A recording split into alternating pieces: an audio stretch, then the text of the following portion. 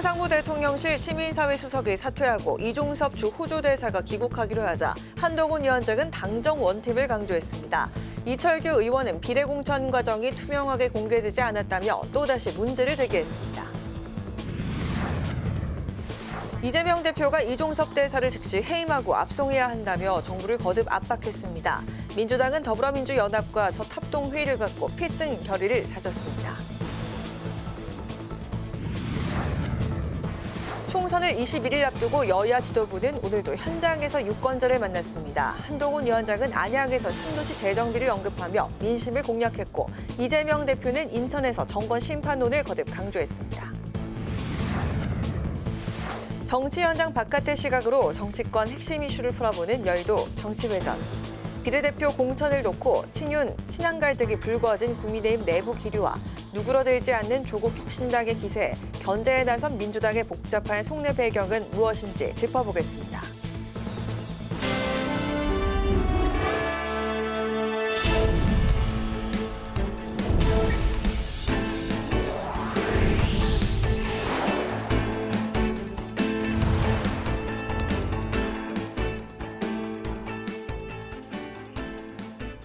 여러분 안녕하십니까? 3월 20일 수요일 국회 라이브 6 시작하겠습니다.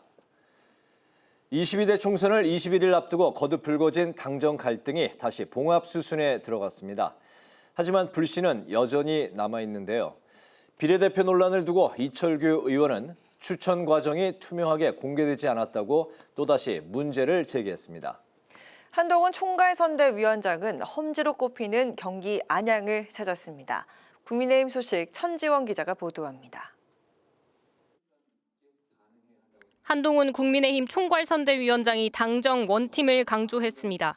지난 1월에 이어 또다시 불거진 당정 갈등 국면에 황상무 대통령실 시민사회 수석의 사퇴와 이종섭 주 호주 대사의 귀국으로 다 끝났다고 밝힌 겁니다.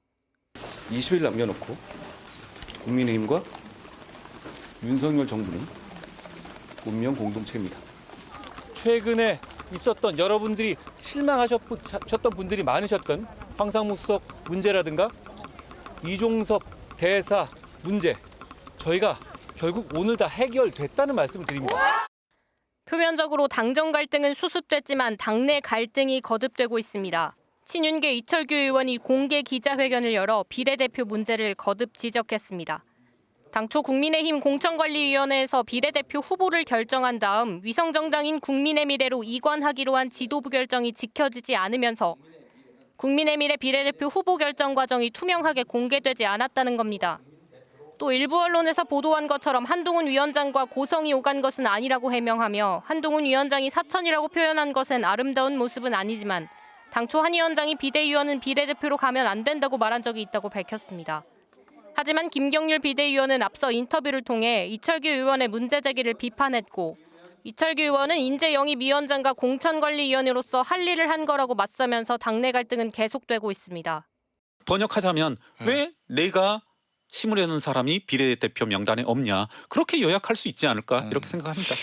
논란이 되는 호남 홀대와 관련해 유일준 국민의미래 공천관리위원장은 국민의미래 당원 당규에는 취약 지역에 대한 비례대표 할당이 없다고 선을 그었습니다.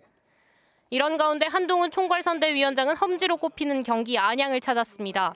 계속되는 수도권 위기론에 처음으로 안양에서 현장 선대위 회의를 열었는데 민주당과 차별성을 강조하며 지지를 호소했습니다. 국회방송 천지원입니다. 더불어민주당은 이종섭 대사를 즉시 해임하고 압송해야 한다며 공세 고삐를 늦추지 않았습니다. 또 정부의 경제 실정을 비판하며 연일 정권 심판론을 내세웠습니다. 김동희 기자입니다. 더불어민주당은 대통령실을 향해 주 호주 대사로 부임한 이종섭 전 장관의 임명을 철회하고 국내로 압송하라며 압박했습니다. 황상무 대통령실 시민사회 수석의 사의를 수용한 건 꼬리 자르기라고 비판했습니다.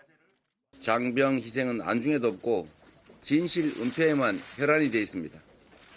황상무 회칼 수석을 이제 사의를 수용했다고 하던데 호주 대사, 도주 대사도 즉시 해임하고 압송하기 바랍니다. 대통령실이 공수처도 이 전 장관의 출국을 허가했다고 밝힌 것에 대해 공수처가 아니라고 반박한 상황을 두고도 거듭 문제를 제기했습니다. 해병대원 수사에 이어 공수처 수사까지 외압을 행사하냐며 대통령실의 허위 입장문 발표는 명백한 범죄라고 지적했습니다. 인천으로 향한 이재명 대표는 전통시장에서 정권 심판론에 목소리를 높였습니다. 이 대표는 대파 한 단에 875원이면 합리적인 가격이란 윤석열 대통령의 발언을 시사하며 정부가 국민이 먹고 사는 문제를 책임지지 않고 있다고 지적했습니다. 이해찬 상임선대위원장이 투표율이 65%를 넘어야 민주당이 이길 수 있다고 강조한 상황에서 이재명 대표는 정부가 잘했으면 칭찬하고 못했으면 벌을 줘야 한다며 투표를 독려했습니다. 더 이상의 역주행과 퇴행을 막고 다시 세계 속의 대한민국으로 모범적인 민주국가로 4대 경제 강국을 향해서 나아가는 경제 선진국으로 일어서야 합니다. 다시 세워야 합니다. 여러분만이 할 수 있습니다. 본격 선거 체제에 들어선 민주당에선 공천 논란이 수면 아래로 가라앉는 분위기입니다. 고 노무현 전 대통령 비하 발언으로 논란을 빚은 양문석 후보는 공천을 유지할 거란 전망이 나옵니다. 어젯밤 비공개 최고위원회의에선 불법 전화홍보방 운영 혐의로 검찰 수사를 받고 있는 광주 북구갑 정준호 예비후보의 공천을 유지하기로 했습니다. 한편 민주당은 민주당 주도 야권 비례정당인 더불어민주연합과 첫 합동 선대위 회의를 열고 필승 결의를 다졌습니다. 이재명 대표는 국민 입과 귀를 막은 정부가 입법권까지 장악해선 안 된다며 민주당이 일당이 되고 민주당과 민주연합이 하나가 돼야 한다고 강조했습니다. 민주연합은 더불어 가면 승리한다며 비례 20석을 달성하겠다고 밝혔습니다. 국회방송 김동희입니다. 녹색정의당이 특별법 제정을 통해 석탄 화력발전소 폐쇄 과정에서 노동자들의 고용을 보장하고 지역경제를 지키겠다고 약속했습니다. 개혁신당은 12명의 비례대표 후보 명단과 순번을 공개했습니다. 한규미 기자의 보도입니다. 녹색정의당은 에너지 전환을 위해 석탄화력발전소 폐쇄가 필요하다고 강조했습니다. 또 석탄화력발전소 폐쇄에 따른 노동자들의 피해와 지역경제 파탄을 국가가 책임져야 한다고 말했습니다. 녹색정의당은 22대 국회에서 에너지 전환에 따른 노동자들의 고용 보장과 지역경제를 위해 정의로운 일자리 전환을 위한 특별법을 제정하겠습니다. 개혁신당도 비례대표 명단을 발표했습니다. 비례대표 후보 1번에는 이주영 순천향대 교수를, 2번엔 천하람 변호사를 배치했습니다. 3번은 문지숙 차병원 교수, 4번은 곽대중 개혁신당 대변인, 5번은 이재인 전 청와대 여성가족 비서관, 6번은 이기인 전 경기도 의원이 차지했습니다. 이낙연 새로운미래 공동대표는 박용진 민주당 의원의 경선 탈락에 대해 당권이나 대권 도전 가능성이 있는 사람은 싹을 잘라냈다고 비판했습니다. 국회방송 한규미입니다.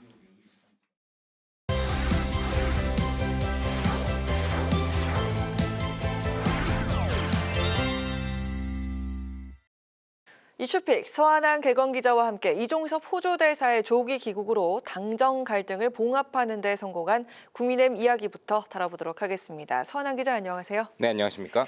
오늘 오전까지만 해도 윤석열 대통령과 한동훈 비대위원장이 갈등을 겪고 있다라는 그런 내용들이 계속해서 발표가 됐었는데 많이 돌았죠. 한동훈 위원장이 그 이종섭 호주 대사의 깜짝 귀국 소식을 밝혔습니다. 황상무 수석도 오늘 그 사의를 표명하고 당정 갈등이 봉합이 되는 그런 분위기인데요. 어떻습니까? 네, 이 총선 위기감에 이 당의 절박한 호소가 대통령실을 설득하는 데 성공했다. 지금까지는 이렇게 볼 수 있을 것 같습니다. 이 말씀하신 것처럼 오늘 오전까지만 해도 윤석열 대통령과 한동훈 위원장이 이 이종섭 호주 대사 관련 조치를 놓고 의견 차이를 보고 있다. 이런 내용들의 썰들이 담긴 찌라시들이 정말 난무했었거든요. 근데 오전 이 당의 목소리가 받아들여지는 쪽으로 분위기가 정리가 좀 됐습니다. 이 황상무 대통령 시민사회 수석이 오늘 오전 사의를 표명했고 또 이종섭 호주 대사도 조만간 귀국한다고 한동훈 위원장이 밝힌 건데요. 이 오늘 한 위원장은 일련의 상황을 설명하면서 당정은 공동운명체다라고 이렇게 얘기를 했거든요. 이는 최근에 조치의 필요성을 얘기하면서 정부의 성공을 위해서는 총선에서 승리해야 한다라는 취지로 얘기했던 것에 이 연장선상이다 이런 풀이가 나옵니다. 또 이종섭 대사의 귀국 결정으로 당장의 갈등은 일단 일단 봉합되는 그런 모양새가 됐는데요. 이종섭 대사는 오는 25일부터 호주를 비롯해서 주요 방산협력 대상국이죠. 사우디아라비아, 또 아랍에미레이트, 인도네시아, 카타르, 폴란드 등 이 6나라의 주재 대사가 참석하는 방산협력 주요 공관장 회의에 참석하기 위해서 조만간 귀국하는 것으로 알려졌습니다. 네, 하지만 이게 완전하게 갈등이 끝났다라고는 볼 수가 없는 게 이게 귀국이지 사퇴가 아니지 않습니까? 여권에서는 이제 자진 사퇴 이야기가 나오고 있는데 귀국을 해서 자진 사퇴를 할 가능성 얼마나 됩니까? 네, 일단 이종섭 대사가 귀국을 하면 언론 취재진들이 몰려들겠죠. 그렇다면 이 자리에서 아마 공수처에 이 신속한 조사를 해달라, 얼른 처리를 해달라 이런 입장 표명을 할 것으로 예상이 됩니다. 이미 이 대사는 언제든 출석과 조사에 응하고 또 적극적으로 협조하겠다면서 공수처에 조사기일 지정 촉구서를 제출한 바가 있습니다. 빨리 수사를 해달라는 건데요. 문제는 이 공수처가 지금 처장은 물론 차장도 공석이라서 부장검사가 지휘를 하고 있거든요. 이런 공수처는 시간도 좀 더 필요하고 이런 과정에서 수사에 조금 더 시간을 줘야 된다라는 입장이기 때문에 거꾸로 이종섭 대사가 귀국 기간 동안에 공수처에 빠른 수사를 촉구하면서 공수처가 빠른 수사를 하지 않았다면서 대통령이 내놓았던 이 공수처 책임론을 더 강조할 가능성이 높아 보입니다. 말씀하신 것처럼 문제는 결국 이 사퇴가 아니라 일시 귀국이기 때문에 갈등 재점화 가능성이 유효하다는 점입니다. 특히 대통령실은 일시 귀국 과정에 대해서도 문제될 것이 전혀 없고 임명을 한 것조차도 문제가 안 된다는 입장을 거듭 얘기하고 있지만 여당 일각에서는 자진 사퇴 요구가 지금 나오고 있는 상황이거든요. 때문에 이 총선 전에 만일 다시 출국을 할 경우에는 또 여론이 악화될 가능성도 배제할 수가 없습니다. 또 오늘 이철규 의원이 지적한 이 호남 출신 학대를 위함이라고는 하지만 이 비례대표 순번을 놓고 친윤계 대표적인 이철규 의원과 이 갈등설이 불거지는 것도 논란의 여지가 있죠. 한동훈 위원장의 이 사당화를 지적하는 목소리를 오늘도 냈는데요. 일전에 한동훈 비대위원장 취임 후에 첫 갈등 때에는 이 당의 공천권, 주도권이 누구에게 있는지를 보여주는 이런 모습이다라고 제가 말씀드린 적이 있는데 저는 이번 갈등 역시 그런 측면에서 당정 갈등과 봉합 과정을 놓고 화해라고 보기보다는 총선을 앞두고 일시적인 휴전이라고 표현한 언론들의 진단이 조금 더 적절한 것 같다는 생각이 듭니다. 또 총선 선거 결과에 따라서 당의 주도권을 놓고 한동훈 위원장이냐 또 윤석열 대통령이냐가 판가름 날 그런 부분을 보여주는 이런 사건이라고 보고 싶습니다. 네. 자, 민주당에선 여전히 또 공천 잡음이 있습니다. 어제 저녁에 그 강북을 전략 경선 결과가 발표가 됐는데 박용진 의원이 결국 그 공천의 벽을 넘지를 못했습니다. 이게 논란이 좀 됐는데 의식을 한 듯이 이재명 대표가 곧바로 이 상세한 결과를 발표했단 말이죠. 네, 이번 재경선은요. 전국의 권리당원의 70%, 강북을 지역의 권리당원의 30%의 의견을 합산하는 온라인 투표 합산 방식이었습니다. 그리고 역시 예상대로 조수진 변호사가 박용진 의원을 꺾고 공천을 받게 됐습니다.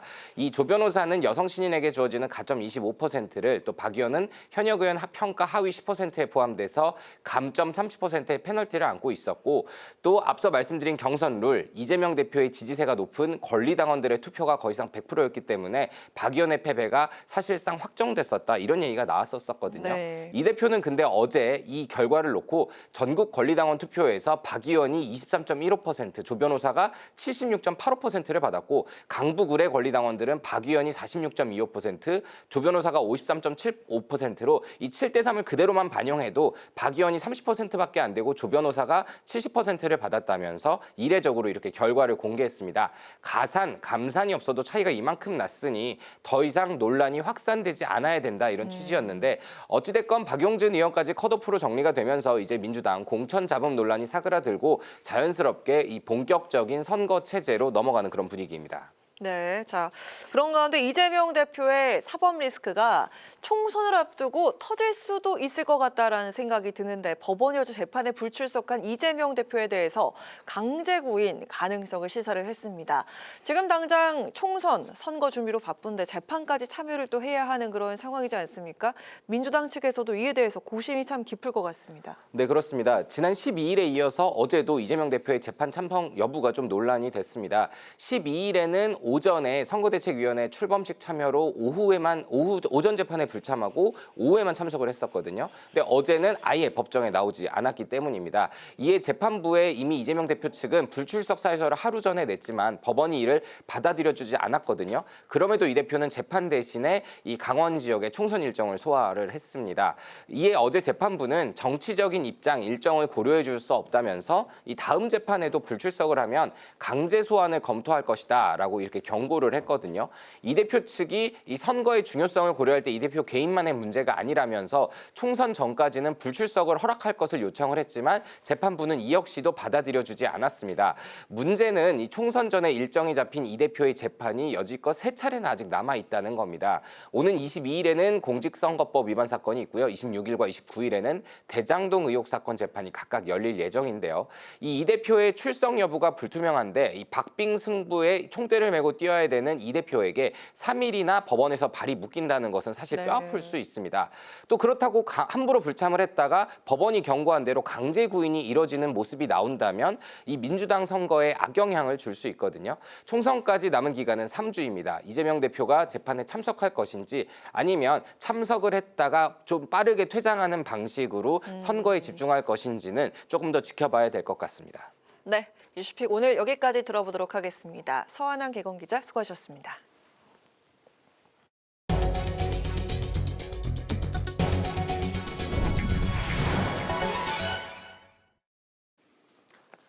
총선이 이제 21일 앞으로 다가왔습니다. 이틀 뒤면 비례투표용지에서 각 정당의 기호가 어떻게 배분될지 결정되는데요. 더불어민주연합과 국민의미래가 사실상 앞쪽에 배치되는 가운데 어느 당이 세 번째 칸을 차지할지 주목됩니다. 김지수 기자가 정리했습니다. 중앙선거관리위원회에 따르면 22일인 모레 기준으로 몇 석을 확보했는지에 따라 정당의 기호가 결정됩니다. 민주당과 국민의힘의 의석수가 가장 많기 때문에 비례투표용지에서 1번과 2번이지만 비례 후보를 내지 않아 기호 3번이 첫 번째 자리에 배치됩니다. 현재 국민의힘은 국민의 미래를, 더불어민주당은 더불어민주연합을 창당한 상황. 이 국민의 미래를 통해서 국민의 눈높이에 맞는 우리 국민의힘이 우리 국민의힘의 이름으로 제시해도 전혀 부끄럽지 않을 사람들만을 정말 사심없이 엄선해서 국민들께 제시할 겁니다.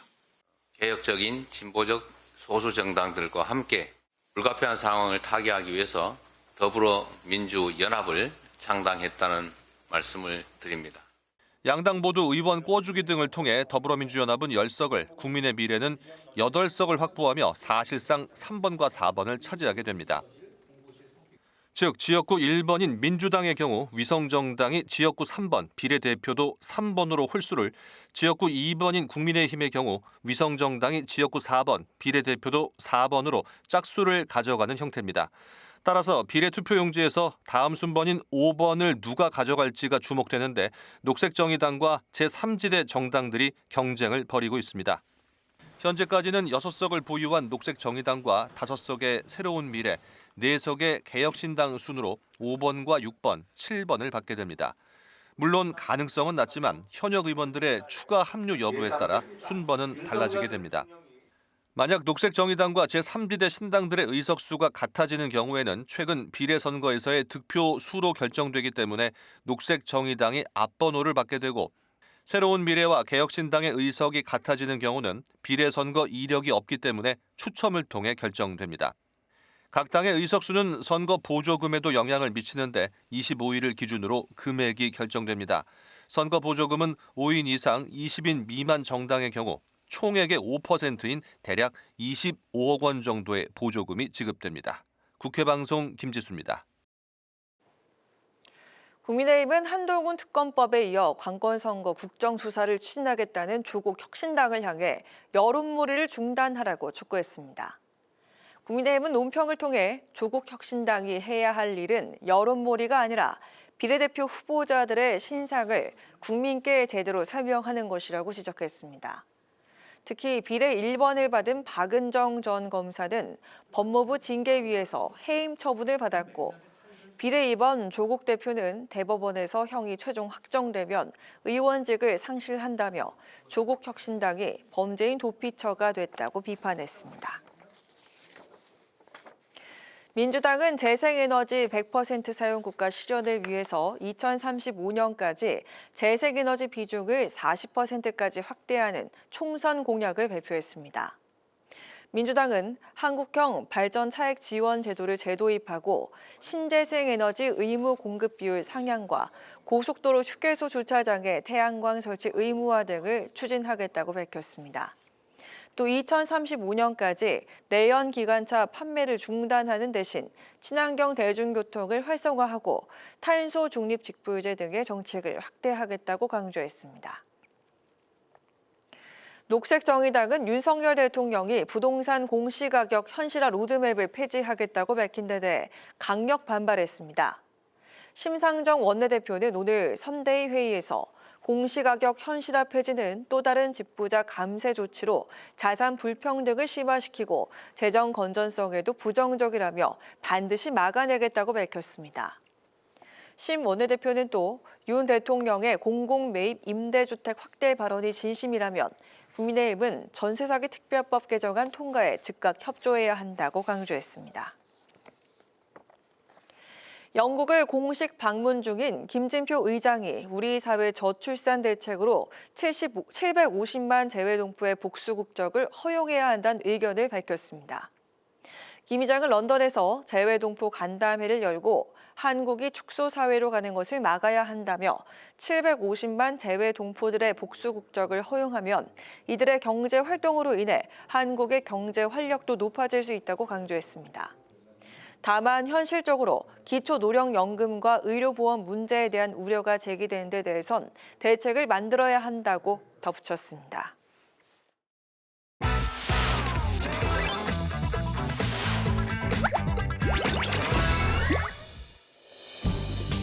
3월 20일 강아랑이 전해주는 정치권의 뜨거운 말말말 강아랑의 정치랑입니다. 오늘 첫 번째 주제 비례명단 충돌입니다. 국민의힘 위성정당인 국민의 미래가 비례대표 명단을 놓고 몸살을 앓고 있습니다.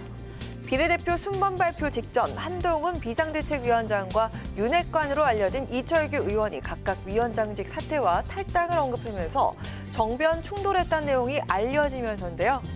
국민의힘 관계자는 당시 분위기에 대해서 이철규 의원이 비례대표 명단에 대해서 무리한 요구를 했고 한 위원장이 이를 직을 걸고 막았다고 밝혔습니다.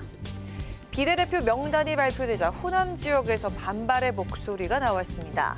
장동혁 사무총장은 절차상 특별한 문제가 없다고 말하면서 검증 부분과 호남 인사 배려에 대해서 문제가 있는지 살펴보겠다고 밝혔습니다.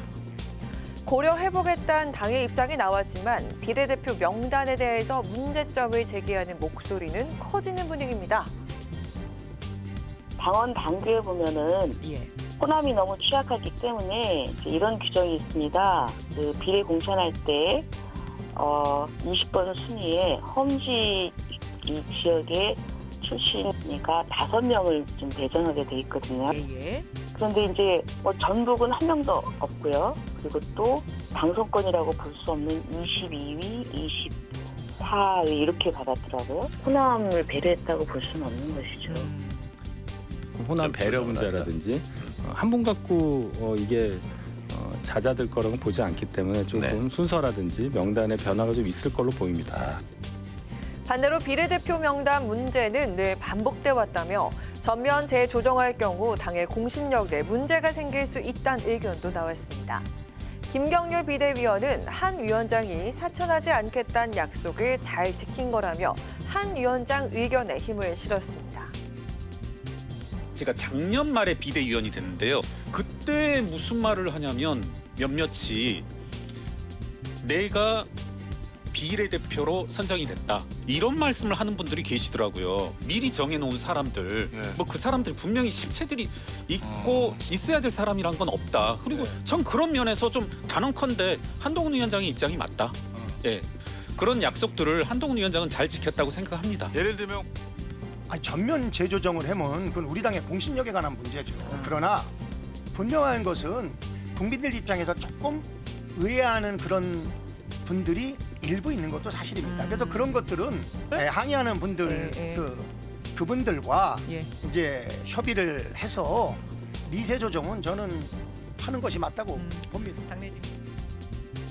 비례대표 명단에 대한 갈등 논란이 커지자 한 위원장은 시스템 공천 절차에 따라 정해질 것이라며 원론적인 입장을 밝혔습니다. 이철규 의원은 호남 출신 등 비례대표 인물에 대한 의견을 개진한 것뿐이라면서 갈등은 없었다고 해명했습니다. 총선이 20여일 앞으로 다가왔습니다. 비례대표 명단에 대한 갈등 양상을 어떻게 풀어낼지 지켜봐야겠습니다. 두 번째 주제는 명예당원입니다. 전남, 해남, 완도, 진도 지역의 민주당 후보인 박지원 전 국정원장이 명예당원 발언으로 논란을 일으켰죠. 원장님 말씀 들으니까 조국혁신당하고 거의 정세 인식이나 똑같은 것 같아서요. 나중에 저희 명예당원으로 좀 괜찮으신가요? 모셔야 되지 않을까. 그랬습니다. 네, 명예당원 좋습니다. 폭넓게 봐야 돼요. 폭넓게 좀 크게 넓게 보고 윤석열, 김건희 검찰청원을 종식하는 계기의 총선이 돼야 된다. 이걸 분명히 말씀드리는 겁니다. 네. 조국 혁신당 명예당원을 언급한 박지원 전 원장에 대해서 이재명 대표는 곤혹스러운 입장을 여실히 드러냈습니다. 더불어민주연합의 명예당원이면 모를까 조국 혁신당의 명예당원 이야기를 설마 했겠냐면서 선을 그었습니다. 정청래 의원도 이럴 거면 왜 민주당 공천을 받은 거냐면서 지적을 했습니다. 논란이 커지자 박 전 원장은 수습에 나섰는데요. 덕담 차원에서 한 발언이지만 부적절했다는 지적을 받아들인다면서 정중하게 사과를 남겼습니다. 그러면서 뼛속까지 민주당원이라면서 강조하기도 했습니다. 명예당원 발언에 이어서 또 다른 발언도 이재명 대표의 심기를 불편하게 만들었습니다. 대구 지역에 제가 놀랐던 게 시민들이 먼저 다가와서 민주당을 찍은 적이 없는데 이번에는 조국혁신당 찍겠다고 얘기를 해요. 왜 그러냐고 물어보니 윤석열이 너무 싫다는 거예요. 그래서 근데 그럼 민주당은 하니까 이분들의 TK에 계신 분들의 입장은 윤석열은 싫은데 민주당으로는 안 가는 겁니다. 안 가면서 조국신당으로 오시는구나를 알았어요. 조국 대표가 조국 혁신당이 인기를 끄는 이유에 대해서 윤석열 대통령도 싫은데 민주당도 싫어서라고 분석한 데 대해서 이재명 대표가 불쾌감을 드러낸 겁니다. 조국 혁신당 대표께서 그렇게 얘기했다고요? 네네. 민주당이 싫어서 조국 혁신당을 지지한다? 설마 그렇게 말씀하셨겠나 싶습니다. 오보 아닐까 생각하고 혹시 뭐 잘못 표현했거나 그랬을 것이라고 생각합니다. 조국 대표 발언에 이 대표는 당황해 한동안 말을 잇지 못하는 모습도 보였습니다. 조 대표는 해당 발언이 확산되자 대담 발언 원본이 담긴 입장문을 내고 적극 해명에 나섰습니다. 기자가 이간질을 시도한다고 왜곡됐다고 강변한 건데요. 예상 밖의 조국 혁신당 돌풍에 민주당이 견제하는 모양새입니다. 민주당과 조국 혁신당의 연합전선에 이상기류가 생긴 게 아니냐는 분석도 나오고 있습니다. 지금까지 강아랑의 정치 1학년이었습니다.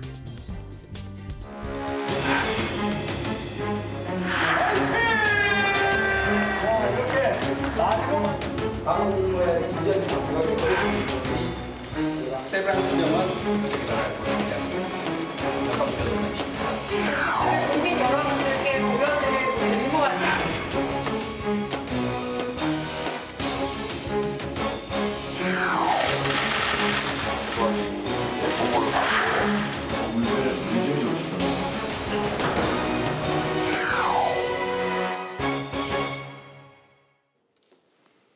네, 정치 현장에서 한 걸음 떨어져 보다 객관적이고 분석적인 시선으로 정치권의 쟁점을 들여다봅니다. 여의도 정치외전 최병천 전 민주연구원 부원장, 정우김 전 새누리당 의원 두 분과 함께하겠습니다. 어서 오십시오. 반갑습니다. 당정 갈등 양상까지 보였던 황상무 수석, 이종섭 대사 논란이 일단은 좀 일단락되는 분위기입니다. 황상무 수석이 결국 사퇴를 했고 사실 어제까지만 해도 대통령 뜻에 이제 변함이 없어 보였는데 오늘 오전에 이제 사의가 수용이 됐습니다. 또 이종섭 대사도 25일 공관장 회의 참석을 계기로 해서 공수처 조사를 받을 것으로 보입니다. 국민의힘 입장에서 최근에 수도권 위기론이 이제 급부상하고 있는데 이런 그 일련의 조치로 수도권 위기론이 좀 잦아들 수 있을지 수도권 위기론 국민의힘 입장에서 보면 현재 어느 정도라고 보십니까? 현재 서울이 48개고 경기도가 60개인데요. 네. 그래서 여기서 이겨야지 어느 정도 할 수가 있는데요. 국민의힘 입장에서 그나마 해볼 만한 데가 한강벨트 쪽이에요.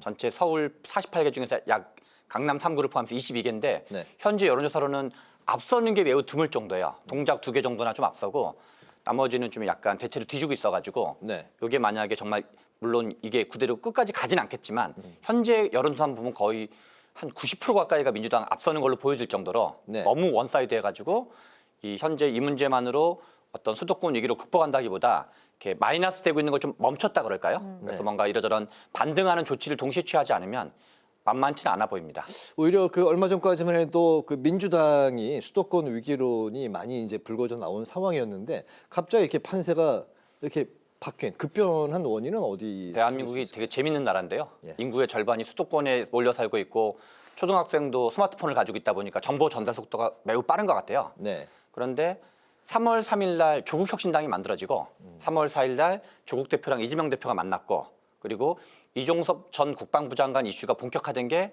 3월 6일 날 처음에 언론에 보도되기 시작을 했고 3월 10일 날 출국을 했어요. 네. 요 기간에 민주당은 뭔가 이제 공천 갈등으로 좀 마음에 안 들던 지지층 일부, 뭐 친문이라든가 호남 성향 일부가 이탈했다가 그게 2월 달이었던 거죠. 네. 근데 조국 대표가 등장을 하면서 비례대표에서 찍을 정당이 생긴 거죠.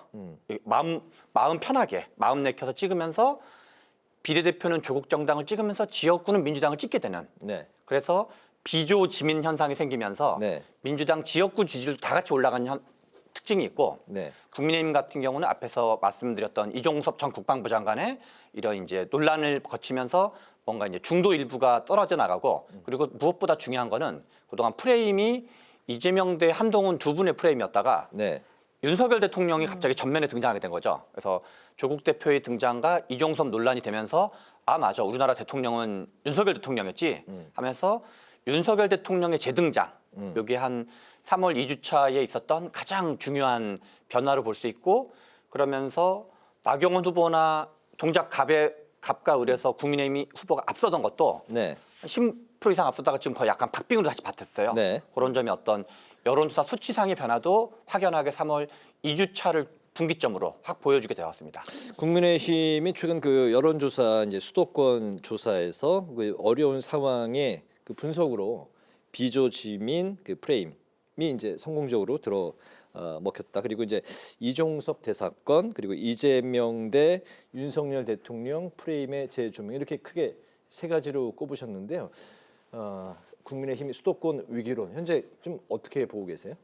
뭐 거의 지금 말씀하신 것에 저도 동의를 하고요. 네. 가장 큰 변수는 이종섭 그리고 그 변수에 조금 더 불을 질렀던 것이 황상무. 그런데 이제 오늘 사의를 표명해서 수락이 됐고요. 네. 이종섭 대사도 아마 이번 주말 한 일요일쯤 들어오지 않겠습니까? 네. 25일 공관장 회의. 그런데 참석? 그것이 다시 그럼 위기론이 극복이 돼서 반전이 되느냐는 아니고요. 네. 일단 이제 추락하는 것을 일단 이제 막았다라는 정도의 수준일 거예요. 근데 여기서 몇 가지 우리가 확인할 수 있는 거는 이 위기의 소재는 대통령실 내지는 대통령이 제공했다라는 것이에요. 오히려 야당은 반사이익을 받은 것이죠. 물론 그 과정에서 뭐 조국 대표와 이재명 대표가 만나고 그랬는데 그것을 더 긍정적으로 시너지 현상으로 이끌어준 것이 바로 이종섭 변수입니다. 네. 그렇기 때문에 굉장히 그 보수 정당인 국민의힘으로서는 이 부분이 아플 것 같아요. 그리고 이제 이 과정에서 지지율이 떨어지니까 대통령이 자신의 보호를 위해서 야심차게 자기 사람을 국회로 진출시키고자 했던 그 인물들마저도 이종섭과 황상무에 대해서 대통령실과 다른 목소리를 내기 시작하잖아요. 네. 이게 바로 한국 정치의 현실이라는 거를 대통령실도 좀 그 확인했으면 하는 생각이 들고요. 그다음에 이번 주가 골든 타임이에요. 그러니까 이번 주 내에 일단 스탑을 시키고 여기서 반전의 계기를 만들지 않으면 네. 선거가 3주밖에 남지 않았기 때문에 이제 점차 고정화될 가능성이 많아요. 예컨대 이재명 대표가 돌출 변수로 엄청난 실수를 저지른다든지 뭐 야당발 그런 어떤 실책이 나오지 않는다면 이것이 굳혀질 가능성이 많기 때문에 여당은 그 이전보다 훨씬 더 많은 노력을 배가해야 하는 상황입니다. 네. 그 이재명 대표의 법원 출석건도 하나의 좀 그 변수가 될 수 있을까? 이제 세 차례 22일, 26일, 29일 이렇게 이제 총선 전 세 차례 예정돼 있는데 출석 여부에 따라서 이제 좀 그 또 여론이 좀 흔들릴 수 있을까요? 어떻게 보세요? 사실은 굉장히 중요한 쟁점입니다. 이재명 대표뿐만 아니라 조국 대표도 지금 대법원 판결을 기다리고 있는 상황이잖아요. 그렇기 때문에 사실 그 마치도 국회의 입성이라는 것이 법을 위반한 사람들의 방탄처럼 그래서 네. 국민들이 상당히 분노한 쟁점임에도 불구하고 지금 선거 운동을 이유로 법원에 제대로 출석하지도 않고 때로는 지각을 하고 또 관련된 많은 사람들이 재판에 대해서 과거와는 다른 반응이라든지 아니면 다른 목소리를 내고 있단 말이죠. 네. 그럼에도 불구하고 이 선거라는 거는 결국은 민심이잖아요. 근데 이 문제가 너무 오래전부터 있었던 문제이기 때문에 이것 자체가 매우 심각한 사안임에도 불구하고 국민들의 관심은 방금 나온 따끈따끈한 이슈에 더 집중하는 경향이 있어요. 네. 그러다 보니까 오히려 이재명 대표가 재판부를 향해서 나 선거운동을 지휘해야 되니까 연기해달라고 큰 소리치는 상황. 그래서 재판부가 오히려 아연실색하는 그런 상황까지 오지 않았습니까? 그래서 이거 자체는 매우 중요한 변수이나 지금 뭐 일주일에 몇 가지씩 그 쟁점이 부각이 되는 상황이기 때문에 네. 국민들이 이 심각한 사안에 대해서 그 심각한 만큼 비중을 두고 보는 것 같지는 않다라는 네. 그런 우려가 있어요. 다시 한번 그 당정 갈등 이야기로 이제 다시 돌아가 보면 뭐 또 다른 이름은 윤한 갈등으로 이제 비춰질 수 있는데 비례 공천 논란이 계속해서 이제 오늘까지도 불거져 나왔습니다. 이철규 의원이 특정 인사, 이제 자신이 요구한 인사를 공천해서 비례대표 명단에서 이제 배제했다, 강하게 불만을 표출했고 또 언성이 오고 간 것으로 언론에서 물론 이철규 의원은 이제 부정을 했는데요. 이제 보도까지 됐습니다. 한동훈 위원장이 직을 걸고 못 받겠다 이렇게 이제 이야기를 했다고 이제 보도까지 나왔는데요. 순번 배치를 둘러싼 이 갈등. 진화가 될 수 있을지 또 순번이 어느 정도 좀 재배치가 될 수 있을까요? 그 호남에서도 호남 홀대론까지 나온 상황이잖아요.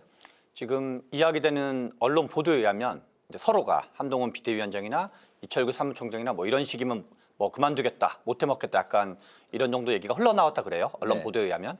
그런데 여러 가지 좀 섞여 있는 것 같아요. 방금 말씀하셨던 이철규 사무총장이 좀 원했던 어떤 번호의 그 후보도 있는 것 같고 네.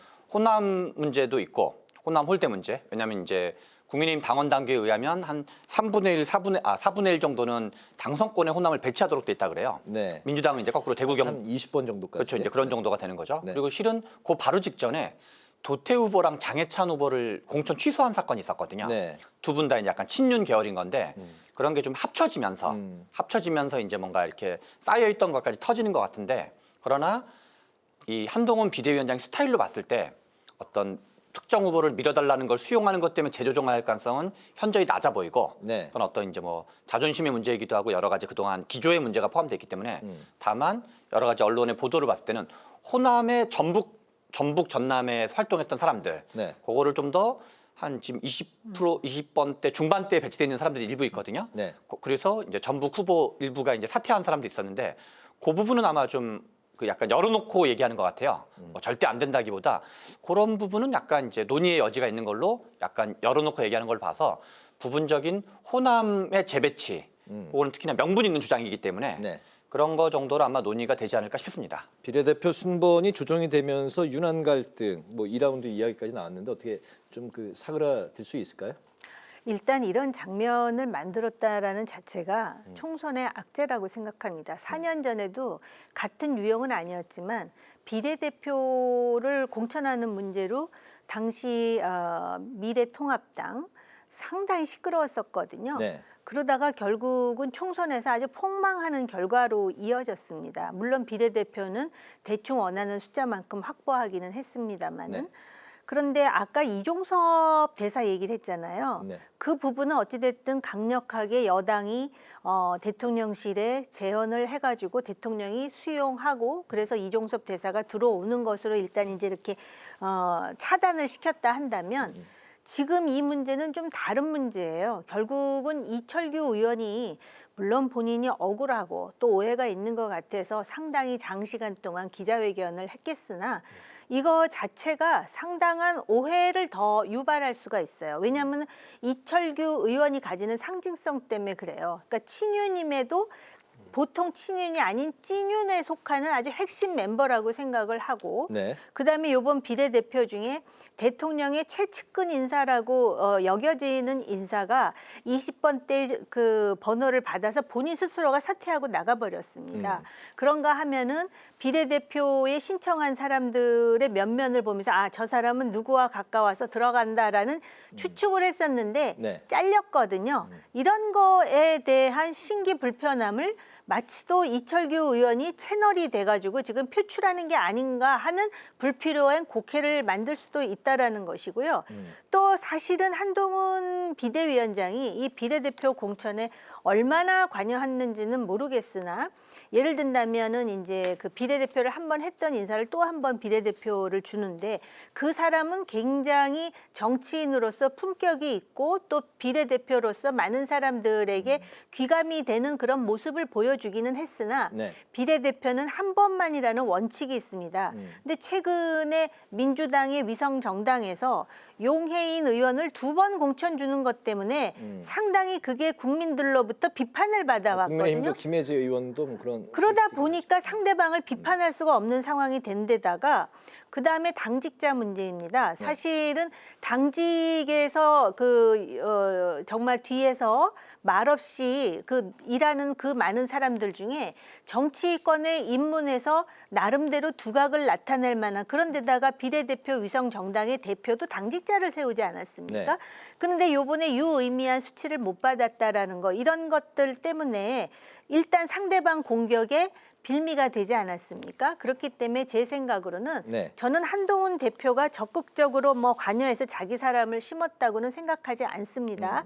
그러나 이런 상황에서 적어도 그런 문제에 대해서 나는 100% 옳다라는 태도보다는 그렇게 받아들일 만한 측면에 대해서는 나도 동감한다, 조정하겠다 이렇게 하되 나중에라도 대통령실에서 굉장히 가깝게 미는 사람 이런 식의 불필요한 오해가 나오는 것은 한동훈 위원장이나 대통령이나 또 이번에 문제를 제기한 이철규 의원에게 다 부담이 되는 일이기 때문에 네. 상당히 합리적으로 신중하게 해야 되지 않을까라는 생각이 있습니다. 네, 이번엔 그 민주당의 신경전 이야기로 넘어가 보겠습니다.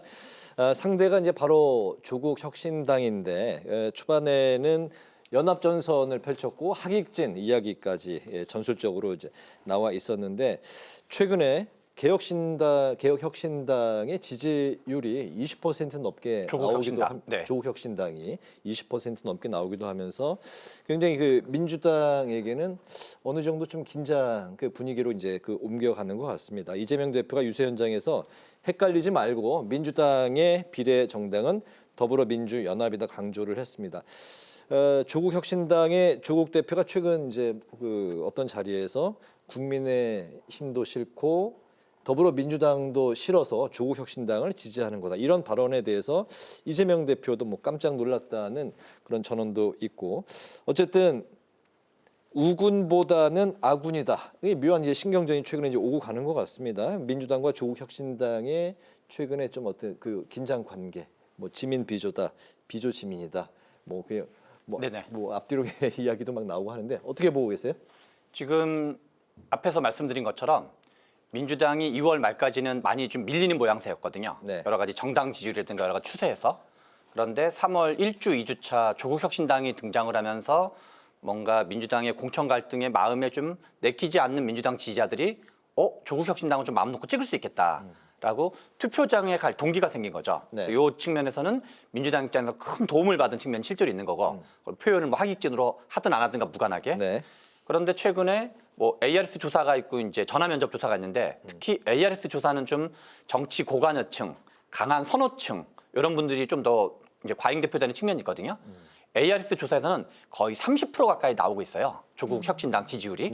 그런데 그럼 민주당 지지율은 어떻게 나오냐면 민주당 지지율은 10% 후반에서 20% 초반 정도 나오는 게 일반적이고 조국 혁신당은 20% 중반에서 많으면 30% 가까이 나오고 있으니까 한 10%포인트 정도 앞서는 게 좀 더 일반적이거든요.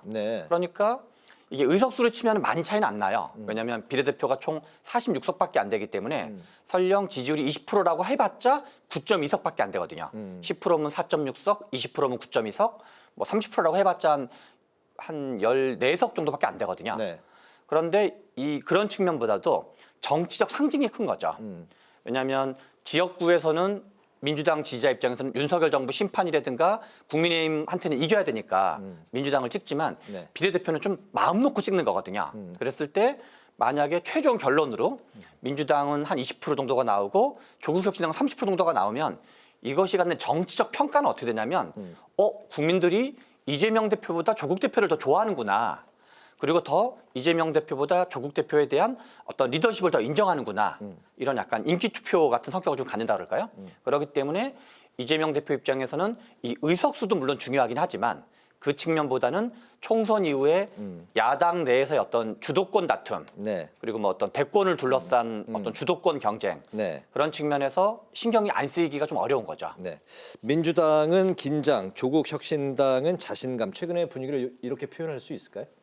그렇죠. 그러니까는 지금 조국 대표가 심지어는 지금 그 윤석열 정권을 심판하고자 하는 사람들도 민주당은 찍지 않는다. 특히 대구 경북 지역에서 뭐 그런 얘기를 해가지고 서로 지금 신경전을 벌이는 거는 이제 조국 혁신당이 중도까지도 지금 겨냥하고 있다라는 측면에 더해서 말씀하셨듯이 총선 후에 누가 좌파 진영의 슈퍼 히어로가 될 것인가에 대한 신경전을 벌이고 있어요. 이거는 뭐냐면은 자기네들은 입으로 뭐 정권 심판하면서 공공의 이해 때문에 정치를 하는 것처럼 하지만 실제로는 총선이 끝나고 누가 권력을 장악할 것인가에 벌써부터 신경전을 벌이고 있다라는 건 향후 총선 이후에 참 여러 가지로 볼만한 드라마가 펼쳐지겠다라는 것을 미리 예측할 수 있는 부분입니다. 그러니까는 어떻게 본다면 자신들의 어떤 그 공동의 이해를 위해서는 서로 정말 보완해서 뭔가 전략을 짜도 좋을 것 같은데 심지어는 박지원 후보가 조국 혁신당의 명예 당원 뭐 운운했다가 얼마나 지금 중징계는 안 해도 경고는 해야겠다 그러고 나서고 막 달겨들지 않습니까?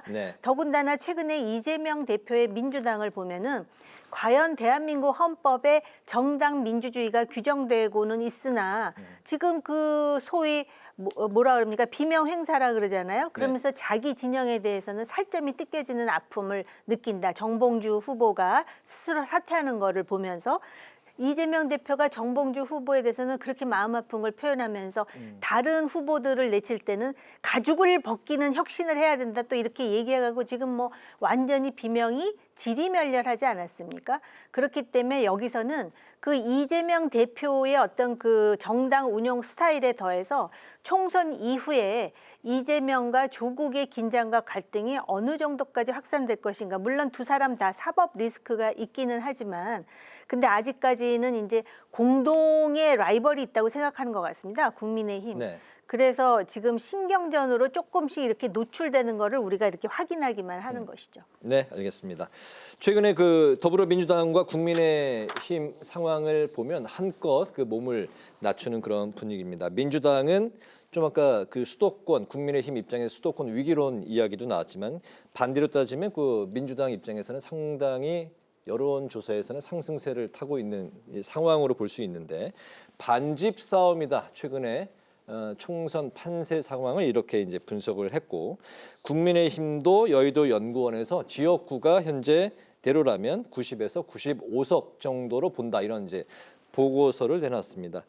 양쪽 다 몸을 그 한껏 낮추고 있는 그런 이제 상황인데 엄살 이야기까지 나오고 있습니다. 현재 총선 판세 어떻게 보고 계세요? 엄살의 종류가 약간 다른데요. 민주당은 151석이 될지 안 될지 모르니까 반집 싸움이다. 이런 류의 얘기를 하고 국민의힘 쪽은 90석에서 95석밖에 안 될지도 모른다여가지고 같은 엄살이어도 민주당은 약간 150석 근처에 있는 엄살이고 국민의힘은 약간 100석 근처에 있는 엄살인 거죠. 현재로는. 그리고 물론 지금 판세가 총선까지 간다고 좀 단정하기는 어려운데 현재 발표된 서울, 경기, 인천 그리고 심지어 저도 약간 놀랐는데 최근에 부산 지역 여론이 발표가 됐어요. 이제 모 언론사를 통해서. 그런데 민주당이 뜻밖의 지역에서도 그 전통적인 강세 지역보다 낙동강 벨트가 약간 아닌 곳에서도 초박빙인 곳이 아주 여러 곳 나왔거든요.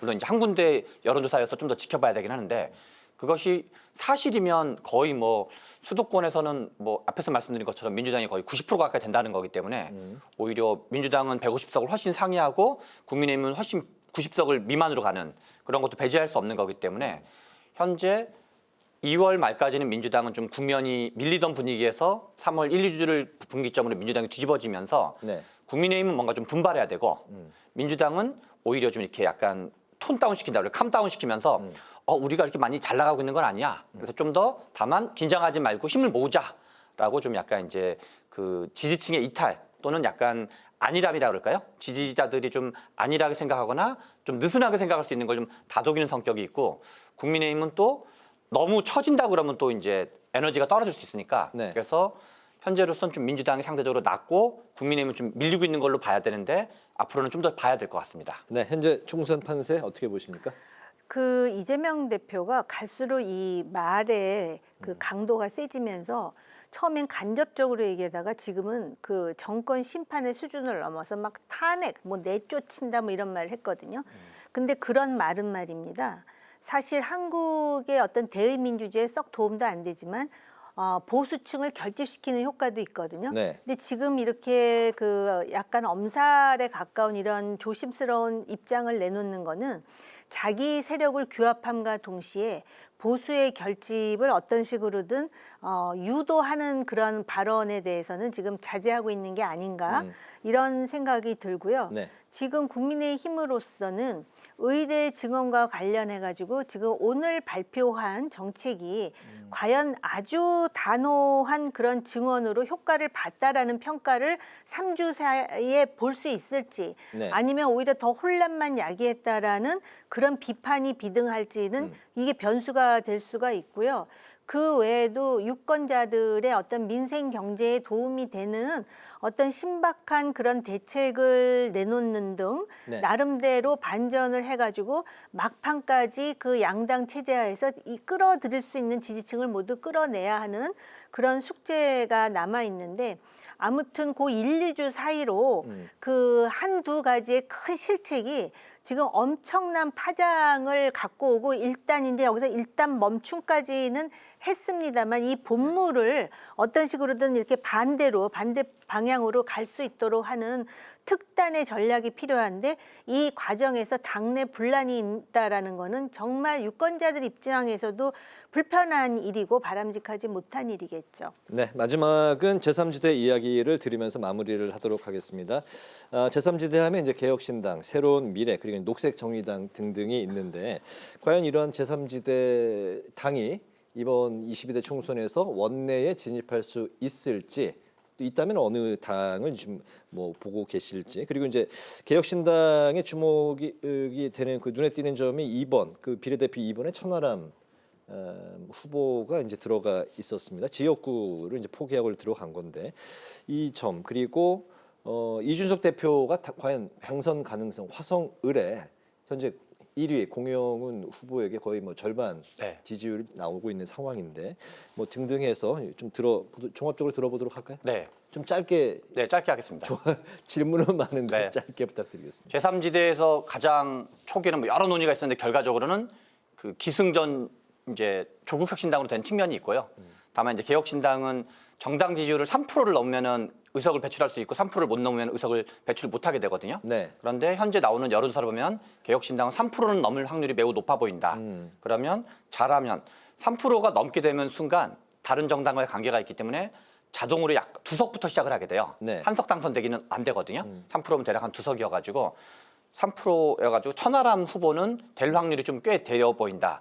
다만 새미래 그 이낙연 대표가 하는 새로운 미래 쪽과 정의당 쪽은 약간 가물가물한 턱걸이에서 약간 걸려 있는 상태여가지고 그런 정도로 보여집니다. 네, 그 이준석 대표 이준석 대표 문제는 그 앞에서 이제 2배라고 표현했는데 좀 더 줄이면은 40% 중반과 20% 중반이어서 한 20%포인트, 2배보다는 살짝 작은 그런데 약간 1강 2중 형태를 보여주고 있더라고요. 그래서 아마 만만치는 않겠는데 뭐 후보 단일화 같은 걸 하는 게 쉽지는 않기 때문에 그래서 또 이준석 대표가 이슈 파이팅 능력이기 때문에 뭔가 이렇게 제주껏 이슈 파이팅을 하면 앞에서 말씀하셨던 것처럼 그 화성을 지역의 평균 연령이 34세니까 뭔가 이렇게 약간 극적인 역전 그런 거를 기대해 볼 수 있지만 만만치는 않은 그런 걸로 보여집니다. 네네. 정우김 의원님.